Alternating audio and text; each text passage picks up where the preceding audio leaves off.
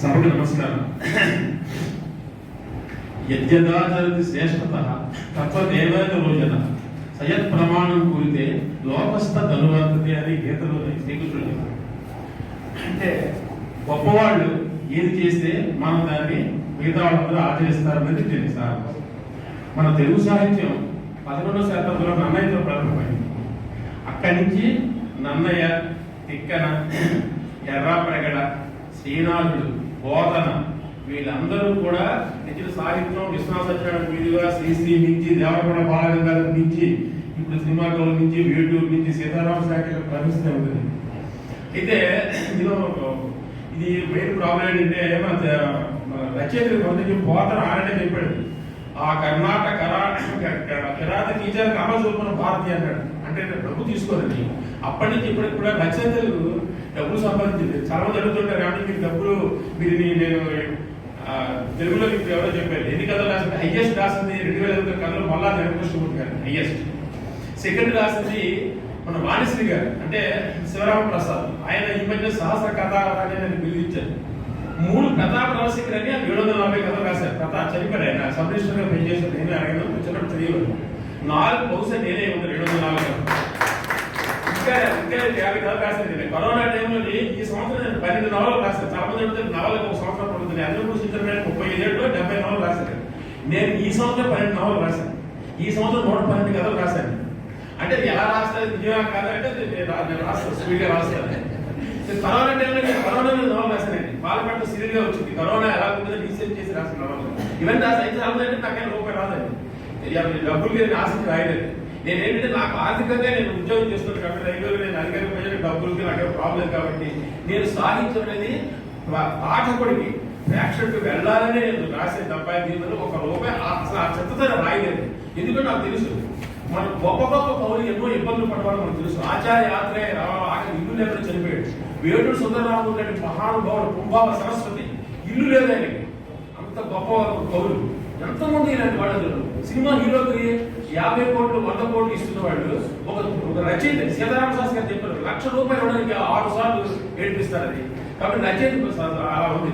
పత్రిక ఎలా ఉంటే ఎవరు రాయని ఎవరు వస్తున్న అలాంటి వాళ్ళు అంటే నేను ఆర్థికంగా బాగున్నాను కాబట్టి రాసింది ఎవరో రాస్తూ ఉంటాను.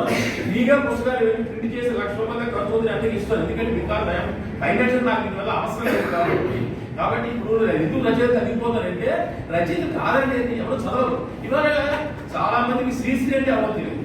మనకి దేవరకొండ బాలగంగాధర్ తిలక్ తెలియదు. ఏ పాట ఎవరు రాశారో తెలియదు. ఇప్పుడు రాస్తున్న వాళ్ళంటే ఇంగ్లీష్ పాఠం రాస్తున్నారు. కాబట్టి ఇప్పుడు నేను ధ్వజస్తంభాల పుస్తకాన్ని రాసింది కూడా ఎందుకంటే అసలు చాలా మంది తెలియాలి. విశ్వాసం అంటే కవి సామ్రాట్ అది మీకు తెలియాలి. అది అప్పుడే మనకు తెలుస్తుంది. ఇప్పుడు చాలా మంది చెప్పారు కదా ఈ ధ్వజస్తంభాలు వెంకట స్వామి రాసిన కాంచనమయ వేదిక కేంద్రోత్సవ విభ్రమము వాడు కలసుడు సింహ లాంగుల భూషిత ఓపాక కేతు ప్రాంగణము వాడు ద్రోణసుడు కనుక గోరుడు సాధనకాన్ని పరిస్ఫుట ధరిస్తుడు సమూలాసాడి ధ్వజాల మీద రాసిన పద్యం దగ్గర అందరినీ పోల్చాడు. ఫలానా వాడికి ధ్వజం ఉంది, ఫలానా వాడికి ధ్వజం ఉంది. సింహలాంగులు అంటే సింహం తోకతో ఉన్నవాడు భీష్ముడు. అంత ధ్వజం అంటే ఆ ధ్వజాలు అనేది ధ్వజం అంటే అగ్రంగా ఉంది. ధ్వజస్తంభాలది పూర్వం ధ్వజస్తంభం ఎందుకు పెట్టాడంటే మనకి గుళ్ళోని దూరం నుంచి చూస్తే ఇండికేషన్ పలానా దగ్గర పలానా ఊరింది అక్కడ ప్రజలు ఉంటారని. అందుకు ధ్వజస్తంభం. ఇంకొక విషయం ఏంటంటే ఎక్కడ గుడికి వెళ్తే మొట్టమొదటి ఫౌండేషన్ వేసింది ధ్వజస్తంభానికి రాస్తారు. మూలవిరాట్ కాదండి. ఫస్ట్ ధ్వజస్తంభాన్ని స్టార్ట్ చేసిన తర్వాతే గుడి గారికి ఆకలి శాస్త్రం చెప్తుందండి.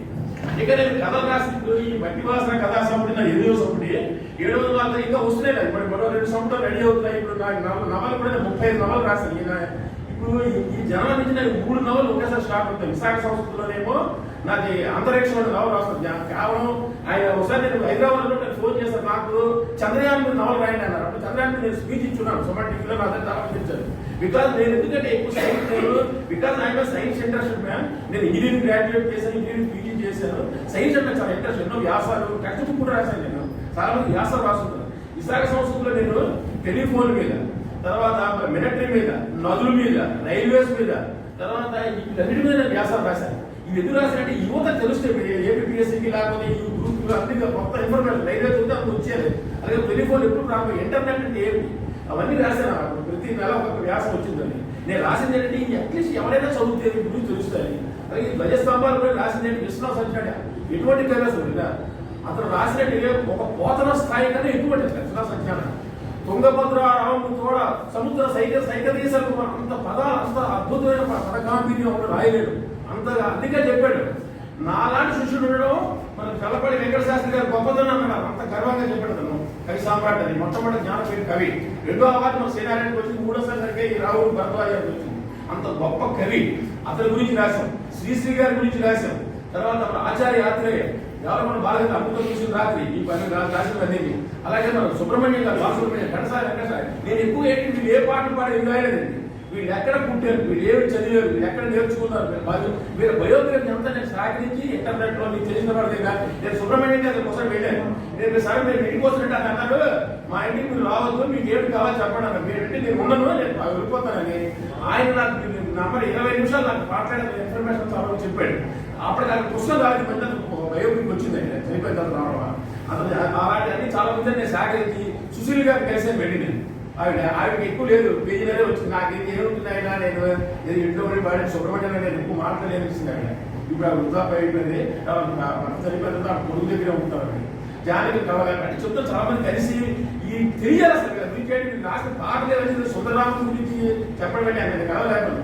సుందరరామూర్తి గారు రిలేటివ్ మా ఫ్రెండ్ ప్రసాద్ గారు అని ఆయన రైల్వేలో చీఫ్ ప్రాజెక్ట్ మేనేజర్ పనిచేసి ఆయన తెలుసు. ఆయన తెలిసే వాళ్ళ బావమధ్య ఆయన శిష్యుడిగా ఉండేవారు.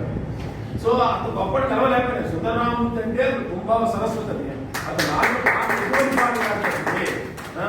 అతను పద గాంభీర్యం. మారేడు నీవని మారేడు పూజ చేయమని అన్నాడు. మారేడు అంటే మా దేవుడు నువ్వని మారేడు పూజించిన అన్నాడు. ఆరాధన ఏ కులము గోకులము నవ్వింది అన్నాడు.